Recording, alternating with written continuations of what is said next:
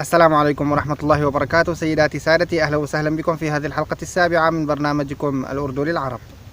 في هذه الحلقة سنتابع ما بدأنا به في الحلقات الماضية من الحديث عن الضمائر وعن أسلوب تكوين الجملة البسيطة في اللغة الأردية.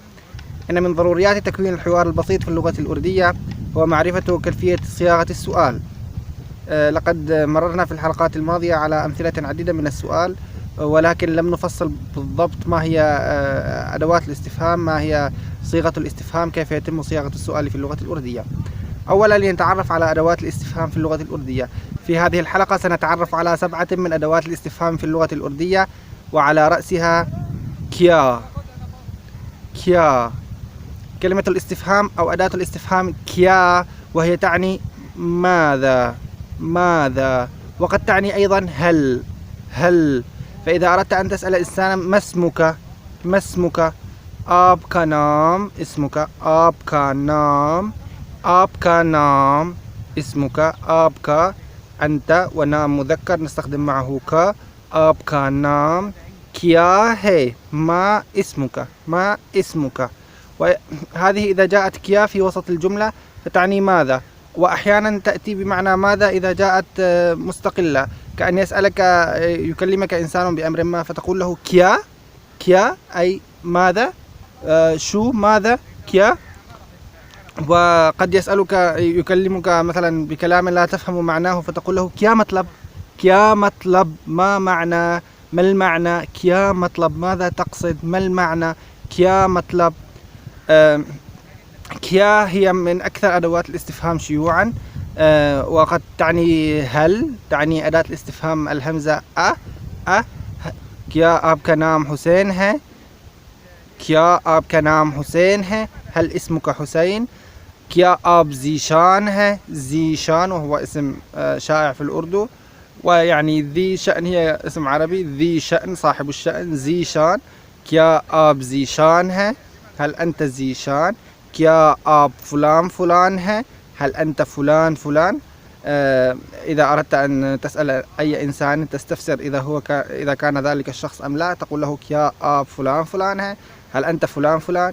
क्या मतलब है، ماذا. مثلا إذا رأيته منشغلا منهمكا وأردت أن تفتتح معه حديثا تقول له क्या आप مصروف है، مصروف تعني مشغول، क्या आप مصروف है، क्या आप مصروف है. ومصروف كما قلنا تعني مشغول، क्या तुम مصروف है، وهكذا. فتعني هي ماذا وتعني أيضا هل، تعني ماذا وتعني هل. فهي حسب موقعها في الجملة، حسب سياقها نستنتج معناها، هل هو ماذا أم هو هل. وإذا أردت أن تفتتح حديثا مع إنسان فتكلمه تقول له بات سنو مثلا، क्या आप مصروف है، هل أنت مشغول. क्या नाम है आपका, क्या नाम है, ما هو اسمك, आपका नाम क्या है, ما اسمك. क्या हाल है, حال هو الحال, क्या حال है هي تعني كيف حالك، ولكن معناها الحرفي الدقيق ما هو حالك. क्या हाल है تعني ما هو حالك. مثلا تسأله क्या काम है, क्या काम है, ما هو عملك, ما عملك. क्या काम है. وهكذا. كلمة क्या تعني ماذا. والآن لننتقل للأداة الثانية للسؤال من أدوات الاستفهام، كون. وهذه النون نون منقوطة ومنطوقة. نون كون من تعني من आप कौन है, من أنت, आप أنت, कौन है. نفس صياغة الجملة، مثلا تقول मैं عبد الله हूँ, أنا عبد الله. فإذا أردت أن تسأل هل أنت عبد الله, क्या आप عبد الله है, فإذا أردت أن تقول له أنت عبد الله تقول आप عبد الله है. وإذا أردت أن تسأل هل أنت عبد الله تقول क्या आप عبد الله है. نفس الصياغة فقط نضيف क्या. وإذا أردت أن تسأل هل من أنت فإنك تستبدل مكان اسمه في صياغة الجملة، تستبدل كلمة كون. من أنت, من تكون. आप कौन है, आप कौन है, वो कौन है, من هو.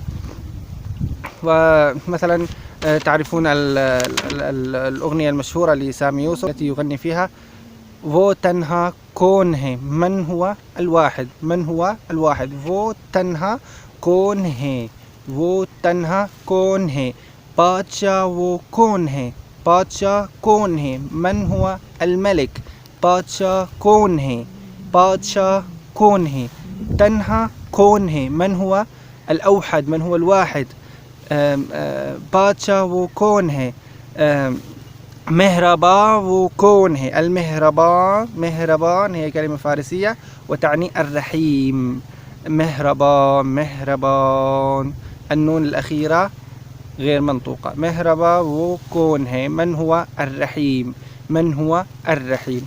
وهو يتابع في الشورى يقول كيا أنشي شان है, ما هو شأنه الرفيع, كيا ما أنشي العالي الرفيع المرتفع, كيا أنشي شان, الشان الشأن, هي يكون ما هو شأنه المرتفع, ما هو شأنه الرفيع. सब दिलों के जान है, सब معناها كل, दिलो القلوب, की जान, जान قلنا روح أو حبيب أو عزيز, هو حبيب كل القلوب, सब दिलों की जान है, सब दिलों की जान है. أما إذا ألحقنا بكون اللاحقة سي سي حسب المذكر والمؤنث والجمع, سا للمذكر, سي للجمع, سي للمؤنث, كون سا, كون سي, كون سي, فتصبح بمعنى أيو, أيو, से من, से من. आप कौन सा शहर से है, आप कौन सा शहर से है, आप कौन सा शहर से है, من أي مدينة أنت, आप कौन सा كومباني से है, من أي شركة أنت. كون سوالا إذا أراد أن يكلمك إنسان ويقول لك انظر انظر إلى هناك إلى ذلك إلى أولئك الرجال, فتقول له كون سوالا إلى أي واحد, كون سا أي واحد, كون سوالا, كون سي والي أي واحدة, كون سي والي, كون سي والي أي قوم تقصد, كون سي والي, هكذا. فكون, كون سا, الآن صار عندنا كيا, كون, كون سا, كون سي, كون سي. أداة الاستفهام الثالثة التي سنتحدث عنها هذا اليوم كدر وكها, كدر وكها, كدر है, كدر है, كدر وكها تعني أين أحدهما, أو يمكنك أن تستخدم إحداهما, كدر بمعنى أين, وكها أيضا بمعنى أين. كدر है, كدر है, أين هو, वो किधर है, أين هو, أين هما, वो किधर है للجمع, वो लोग, أين هم الناس. ويمكنك أن تستخدم कहाँ है, أين هم, मेरे कलम कहाँ है, أين قلمي, मेरे कलम कहाँ है, मेरे स्कूल कहाँ है, किधर है, أين मदरसती, आपका घर किधर है, أين منزلك, वो चीज़ कहाँ है, هذا الشيء أين هو, कहाँ, किधर, कहाँ تعني أين, أين, कहाँ أو किधर.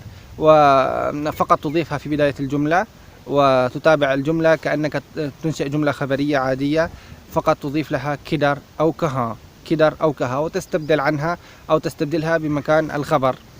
هي نفس صياغة جملة الاستفهام في اللغة العربية, كها أو كدر, فتعني أين, كيا ماذا, كون من, كون سا أي, كها أو كدر تعني أين.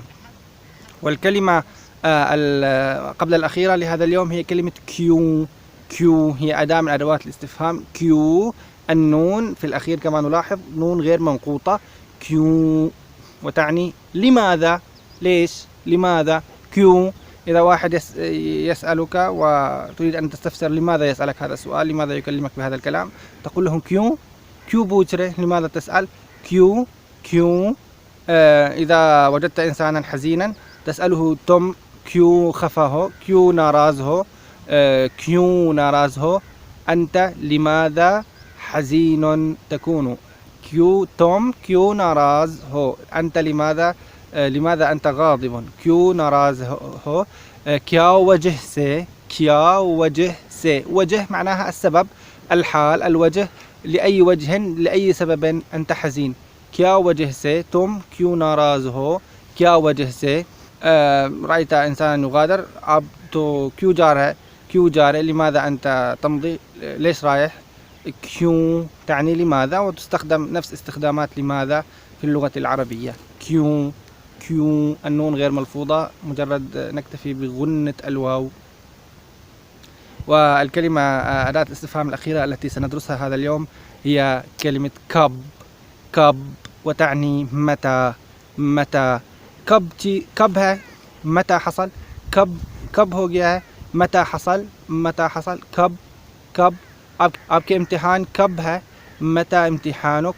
आपके इम्तिहानुक कब है, मता यकूनु. मता कब आपके तारीख बिदायश कब है, मता ما هو तारीख विलादतक. बिदायश الولادة तारीख الميلاد. तारीख बिदायश तारीख الميلاد कब है, मता और क्या है, ما हुआ. कब है متى كان. कब تعني متى. कब متى क्यों لماذا कितना كم وكيا ماذا وهل. وإلى أن نلقاكم في حلقة أخرى في درس آخر من هذا المستوى في تعليم اللغة الأردية. المستوى الأول الذي يتضمن تعليم الضمائر وما يناسبها من أفعال الكون، بالإضافة إلى أسلوب الاستفهام الذي تعلمناه اليوم، أسلوب الإضافة، وسنتعلم في الحلقة القادمة إن شاء الله أسلوب النفي، وثم نتطرق إلى مواضيع بسيطة متفرقة هي من الأساسيات في اللغة. وهكذا نكون قد أنهينا المستوى الأول بنجاح، وأتمنى لكم وقتا ممتعا معنا. وهذا براء يحييكم من إسلام آباد، والسلام عليكم ورحمة الله وبركاته.